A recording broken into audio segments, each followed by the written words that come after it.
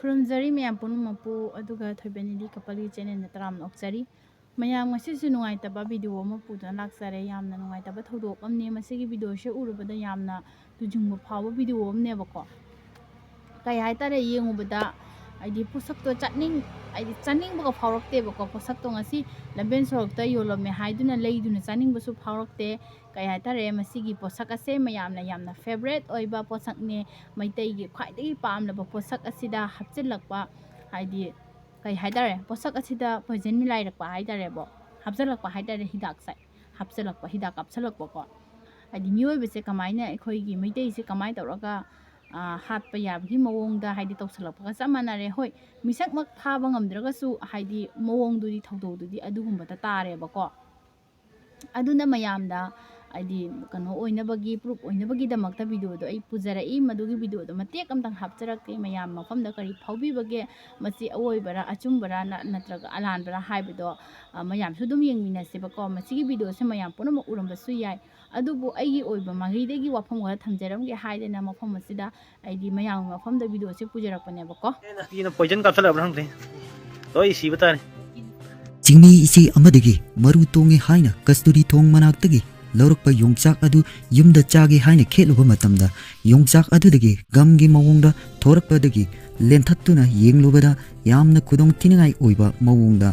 leirambadagi chakidri hairi masi pumnamaksi kuki singna khujin thaourang tawraga maitai singbu khudong thiba tanaba thaourang libra haina singnaba pokhalle hairi masi pumnamaksi mari leinaba food department singna miyeng sanghaningi haina phongdorakli अखोई इम्फाल दगी कस्तूरी थोंग मनाक्ता सिंगी इसी अमदगी योंगचाक से लेरपनी योंगचाक से लुपा चामगा यांखगी योंगचाक मापननी अदो अहामदा योंगचाक से सिनी लेरमिसे याम मोंग ताना योंगचाक से मोंग ताई मैम ता इंबिउ योंगचाक से मरु टोंगे ने लेरपनी योंगचाक मापन तोरई साम यांखगी युमदा चागेना कोन पिना खेप मतमदा सि खेले खेप कांदा सि हाइबा सिदा सि गोम थोले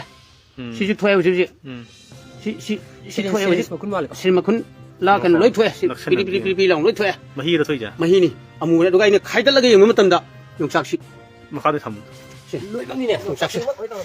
yongchak si position da loi le music loi mak yongchak mapan mak loi mak hoji ai ni pina iron ge na to matam da na hoji kui je gi pung nipan ga makhai na tra nipan wai nipan makhai manung ji ni bazar gi le dei kasui thong da gi tummi na mahi thong di yeng aduna masi adumba aduna hoji masi position ti yung view ma'am section view yongchak laiba matamda mahi be loi ko kamai tong lai bano karai digi kamai to bono ti yung view yongchak su bai food safety kamu na la ga test to ni mi si yongchak su noi mak karak loi mak yongchak ta ta ti ki ra yongchak su ke mo wala mo ki heba mi ta view section view tumi ro ne ta section view laiba matamda khut ta ta dai lo mai gam le gam yaw mai apat paremi si manung si kathi ko yor si pura mai manung si kathi loi mak si loi mak kai loi mak sao si ni si di si tin jang boy di si ta sing han gumba sang boy ya ka ja tin jaw mo ma ni jaw to ama tang na tre ji loi mak yongchak mapan mang mapan mak i tawre samai na mayam ka section bio na yongchak lai bada khai yeng bio ko ja thi eng tang ja kuki na among di ma mo ta re na kuki na poison kapsala brang de loi si bata ne mai le na ba pi department ta safety kamu na tang la aga machine to test to bi di ko kai pono kapsala le jam to khang adi anwai ni asini myam video se id mayam da uhningba video do asisine bako kai hatare lamben sorok chapa matamda chaningba phawriba sumaina yongchak ka se leiraga chaningba kaida chaningiba chaningre hojik se nganna yongchak murum change lamben sorok ta yongchak murum changba yolamme haibada leiraga chaningba kaida phawra roye bako चानिंगबगी कनो दो हाइदी योंगचाक खाइसे पामद्रने योंगचाक खाइरगा हाइदी मैतैगिरी योंगचाक खाइनरिबा ngakतने बको अदो कै हाइतारे उरुबददी योंगचाक काइदमता चाजनिंग्रे इसागी इखोलदा पालागा हेगा चाबा सारा चानिंगक्तरे सुमाइ लंबेंदकी लेइरगा चाबसे चानिंग्रे अदुना कै हाइतारे अद मैतैगी चिनिनाव मयाम high मिटना सिंगबियो असिगुम्बसे यिंगबियो लंबेन सोरोक्तगी अतोपा हाइदी जाति ना योंगचाक जोनबा मतमदा लेइरगा चाबिरनो कै हातारे खुलक लेइरकी बाजार नुंजारदा थोकगा लेइरगा दुम चाबिरो कैनो हाइदी फंगदबा युंगी पानबा अमममना दुम युमदगी चाबियो ꯑꯗꯨꯒ ꯃꯄꯥꯟꯒꯤ ꯄꯣꯠꯁꯛꯇꯤ ꯂꯩꯕꯤꯔꯨꯔꯅꯨ ꯃꯄꯥꯟꯒꯤ ꯌꯣꯡꯆꯥꯛꯇꯤ ꯂꯩꯕꯤꯔꯨꯔꯅꯨ ꯍꯥꯏꯖꯒꯦꯕꯀꯣ ꯑꯗꯨꯒ ꯌꯣꯡꯆꯥꯛ ꯍꯧꯗꯕ ꯑꯃꯃꯝꯅ ꯌꯣꯡꯆꯥꯛꯇꯣ ꯂꯩꯔꯒ ꯆꯥꯖꯕ ꯈꯔ ꯑꯃꯅ ꯀꯩ ꯍꯥꯏꯇꯥꯔꯦ ꯁꯨꯃꯥꯏꯅ ꯃꯩꯇꯩꯒꯤ ꯈꯨꯜꯂꯛ ꯂꯩꯔꯛꯇ ꯌꯣꯟꯖꯕ ꯌꯣꯡꯆꯥꯛ ꯑꯩꯈꯣꯏꯒꯤ ꯃꯩꯇꯩꯅ ꯌꯣꯟꯖꯕ ꯌꯣꯡꯆꯥꯛꯇꯨꯗꯒꯤ ꯑꯗꯨꯝ ꯂꯩꯔꯒ ꯆꯥꯕꯤꯔꯣ ꯑꯇꯣꯞꯄ ꯖꯥꯇꯤꯅ ꯍꯥꯏꯗꯤ ꯂꯝꯕꯦꯟ ꯁꯣꯔꯣꯛꯇ ꯕꯖꯥꯔꯗ ꯌꯣꯡꯆꯥꯛ ꯌꯣꯜꯂꯒꯗꯤ ꯂꯩꯕꯤꯔꯨꯔꯅꯨ ꯀꯩꯒꯤꯅꯣꯗꯤ ꯇꯧꯕ ꯉꯝꯗꯦ ꯇꯝꯕ ꯉꯝꯗꯦꯕ ꯍꯥꯏꯗꯤ ꯚꯤꯗꯤꯑꯣꯁꯦ ꯎꯔꯒꯗꯤ ꯇꯝꯕ ꯉꯝꯗꯦꯕꯀꯣ ꯑꯩꯒꯤ ꯄꯨꯟꯁꯤꯁꯦ ꯉꯥꯏꯍꯥꯛꯇꯪꯗ ꯁꯨꯁ ꯂꯥꯎꯅ ꯂꯣꯏꯒꯗꯕꯅꯦꯕꯀꯣ ꯁꯤꯒꯨꯝꯕꯁꯤꯗꯤꯕꯀꯣ ꯑꯗꯨꯅ ꯚꯤꯗꯤꯑꯣꯁꯤꯅ ꯄꯨꯊꯔꯛꯄꯗ ꯃꯌꯥꯝꯒꯤ ꯆꯦꯛꯁꯤꯟꯕ ꯍꯥꯏꯕꯗꯣ ꯑꯣꯏꯈꯔꯦ ꯑꯗꯨꯒ ꯀꯩ ꯍꯥꯏꯇꯥꯔꯦ ꯊꯕꯛ ꯑꯃ ꯇꯧꯕꯗ ꯍꯥꯏꯗꯤ ꯆꯦꯛꯁꯤꯟꯅ ꯇꯧꯃꯤꯟꯅꯁꯦ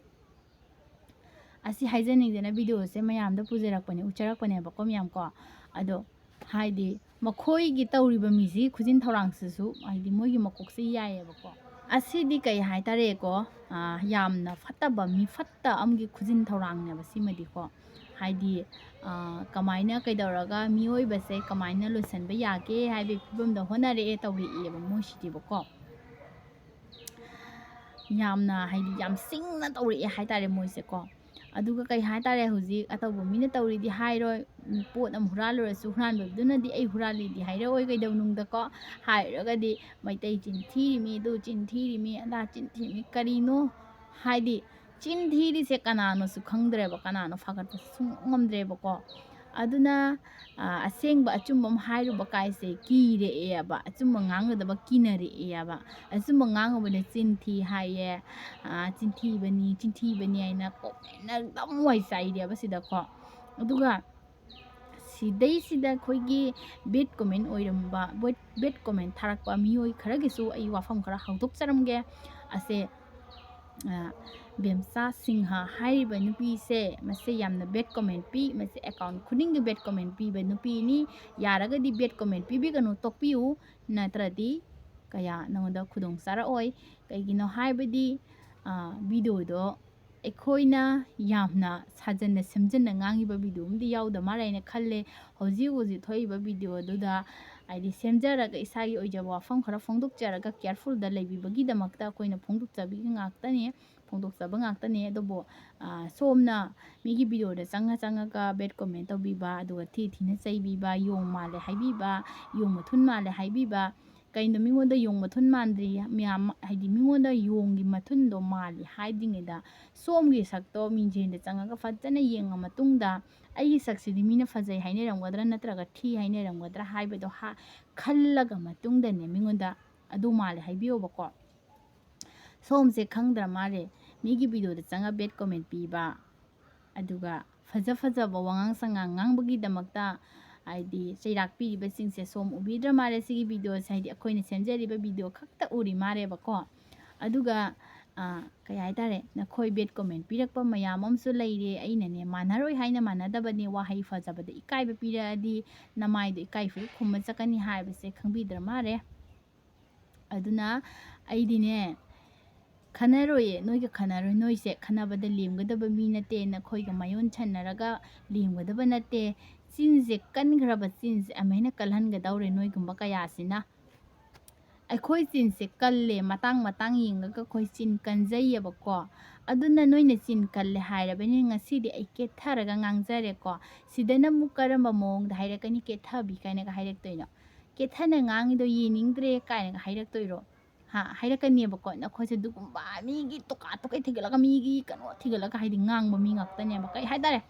ꯌꯨꯝꯗ ꯆꯥꯛ ꯆꯔꯥ ꯑꯃ ꯆꯥꯔꯒ ꯄꯨꯛ ꯊꯜꯂꯤꯕ ꯅꯣꯏꯗꯣ ꯑꯗꯨꯗꯨꯅ ꯄꯨꯛ ꯊꯟꯗꯗꯅ ꯃꯤꯉꯣꯟꯗ ꯋꯥꯊꯤ ꯋꯥꯔꯝ ꯈꯔ ꯉꯥꯡꯉꯒ ꯊꯤꯕꯣꯡ ꯆꯥꯡꯕ ꯄꯨꯛ ꯊꯟꯕ ꯀꯥꯡꯕꯨꯅꯦꯕ ꯅꯣꯏꯁꯦꯀꯣ ꯑꯩ ꯍꯥꯏꯁꯦ ꯑꯩꯈꯣꯏ ꯃꯩꯇꯩꯁꯦ ꯑꯃꯠꯇ ꯂꯤꯡꯖꯦꯜ ꯑꯣꯏꯅ ꯃꯥꯟꯅꯅ ꯂꯩꯃꯤꯟꯅꯁꯤ ꯍꯥꯏꯕꯁꯤꯃꯗꯤ ꯌꯥꯔꯔꯣꯏ ꯀꯩꯒꯤꯅꯣ ꯍꯥꯏꯗꯤ ꯋꯥꯈꯜ ꯇꯣꯉꯥꯟꯕꯗꯣ ꯑꯗꯨꯅꯅꯦ ꯑꯗꯨꯒ ngasi aigi bed comment lakpa khara amsu nungsiba comment lae moi fauna gyan tana ko aduga hujiki bemcha singa haribe nupi sathi ni kai khangidre ko yamna sathi ni kai khangdaba nupi ko lawai nupi hai tare ma se bemcha singa de hai adubu ningda bemcha singa dugi ningda nupara natraga nupira dudi haiba ngamte uruba kaudabani na ko aduna ikai ba khara khango kai hatare migi live ta migi video da comment oidaba comment tawrakano na sa chakhatpa mi ama oiragadi ꯇꯧꯕꯤꯔꯛꯀꯅꯨ ꯕꯦꯠ ꯀꯣꯃꯦꯟꯗꯣ ꯊꯤꯅ ꯆꯩꯕꯤꯔꯛꯀꯅꯨ ꯍꯥꯏꯖꯔꯤ request ꯇꯧꯖꯔꯤ ꯑꯗꯨꯅꯤ ꯃꯌꯥꯝ ꯁꯪꯁꯥꯔꯁꯦ ꯄ꯭ꯔꯤꯊꯤꯕꯤꯁꯦ ꯆꯥꯎꯈꯠꯂꯦ ꯍꯥꯏ ꯃꯇꯤꯛ ꯃꯤꯑꯣꯏꯕꯁꯤꯡꯁꯤꯁꯨ ꯆꯥꯎꯈꯠꯇꯕ ꯂꯩꯔꯝꯃꯤꯖꯥꯠꯅꯤ ꯀꯨꯅꯥꯗ ꯊꯤꯔꯨꯔꯒꯀꯣ ꯀꯩ ꯍꯥꯏꯇꯥꯔꯦ ꯀꯨꯅꯥꯗ ꯂꯩꯕ ꯃꯤꯅ ꯆꯥꯎꯈꯠꯈ꯭ꯔꯦ ꯍꯥꯏꯃꯦ ꯃꯦꯟ ꯇꯥꯎꯟꯗ ꯂꯩꯕ ꯃꯤꯁꯤꯡꯁꯦ ꯌꯥꯝ ꯆꯥꯎꯈꯠꯇ꯭ꯔꯦ ꯍꯥꯏꯅꯤꯡꯉꯛꯑꯦꯀꯣ ꯀꯩꯅꯣ ꯍꯥꯏꯗꯤ ꯍꯣꯏ ꯇꯥꯎꯟꯗꯁꯨ ꯆꯥꯎꯈꯠꯄ ꯃꯤ ꯌꯥꯝꯅ ꯂꯩ ꯑꯗꯨꯗ ꯄꯥꯟꯕꯗꯤ ꯄꯥꯟꯕꯤꯒꯅꯨ ꯀꯩꯒꯤꯅꯣ ꯍꯥꯏꯗꯤ ꯑꯇꯧꯕ ꯃꯤꯁꯤꯡꯗꯨꯗ ꯑꯩ ꯍꯥꯏꯖꯕꯅꯦꯕꯀꯣ ꯑꯇꯧꯗꯕ ꯃꯤꯗꯗꯤ ꯄꯥꯟꯐꯝꯁꯨ ꯊꯣꯛꯇꯦ ꯒ꯭ꯌꯥꯟ ꯇꯥꯕꯤꯌꯨ ꯍꯥꯏꯔꯤꯕꯁꯦ ꯃꯔꯝ ꯆꯥꯅ ꯈꯪꯒꯗꯕꯅꯤ ꯑꯩꯅ ꯍꯥꯏꯔꯤꯕꯁꯦ ꯀꯅꯥꯗ ꯑꯣꯏꯔꯝꯒꯅꯤ ꯀꯔꯤꯗ ꯑꯣꯏꯔꯝꯒꯅꯤ ꯍꯥꯏꯕꯗോ ꯍꯥꯏꯗꯤ ꯃꯨꯟꯅ ꯇꯥꯔꯕ ꯃꯇꯨꯡꯗ ꯑꯩꯉꯣꯟꯗ ꯀꯣꯃꯦꯟ ꯇꯧꯕꯤꯔꯛꯑꯣ ꯅꯠꯇ꯭ꯔꯕꯗꯤꯅꯦ ꯅꯥꯇꯩ ꯄꯨꯇꯩ ꯆꯥꯗꯕ ꯀꯣꯃꯦꯟ ꯇꯧꯕꯤꯔꯛꯀꯅꯨ ꯑꯩꯈꯣꯏꯁꯨ ꯌꯥꯝꯅ ꯃꯤꯉꯣꯟꯗ ꯊꯤꯅ ꯆꯩꯕ ꯀꯥꯏꯗꯣ ꯍꯩꯖꯩꯌꯦꯕꯀோ ꯑꯗꯣ ꯀꯩ ꯍꯥꯏꯇꯥꯔꯦ ꯕꯦꯠ ꯀꯣꯃꯦꯟ ꯄꯤꯕ ꯂꯦꯞꯄꯤꯔꯣ ꯃꯌꯥꯝ ꯑꯗꯣ ꯉꯁꯤꯒꯤꯗꯤ ꯃꯇꯥꯡ ꯑꯁꯤꯗ ꯂꯣꯏꯁꯤꯟꯖꯔꯒꯦ ꯃꯊꯪꯗ ꯑꯃꯨꯛ ꯎꯅꯔꯁꯤ ꯃꯌꯥꯝ ꯑꯩꯒꯤ ꯁꯛ ꯎꯅꯤꯡꯗꯕ ꯀꯌꯥꯁꯨ ꯎꯅꯁꯦ ꯎꯅꯤꯡꯕ ꯀꯌꯥꯁꯨ ꯎꯅꯃꯤꯟꯅꯁꯦ ꯀꯔꯤꯒꯤꯅꯣ ꯍꯥꯏꯗꯤ ꯃꯌꯥꯝ ꯑꯩꯗꯤ ꯚꯤꯗꯤꯑꯣ ꯊꯥꯒꯠꯄ ꯂꯦꯞꯄꯔꯣꯏ ꯍꯥꯏꯗꯤ ꯑꯩꯗꯤ ꯑꯁꯣꯏꯕ ꯊꯥꯒꯠꯆꯈꯤꯗꯦ ꯑꯆꯨꯝꯕꯒꯤ ꯃꯥꯏꯀꯩꯗ ꯂꯦꯞꯄꯒ ꯆꯨꯝꯃꯗꯤ ꯆꯨꯝꯃꯦ ꯂꯥꯜꯂꯗꯤ ꯂꯥꯜꯂꯁꯦ ꯉꯥꯛꯇꯅꯦꯀꯣ ꯑꯗꯨꯅ ꯃꯌꯥꯝ ꯕꯥꯏ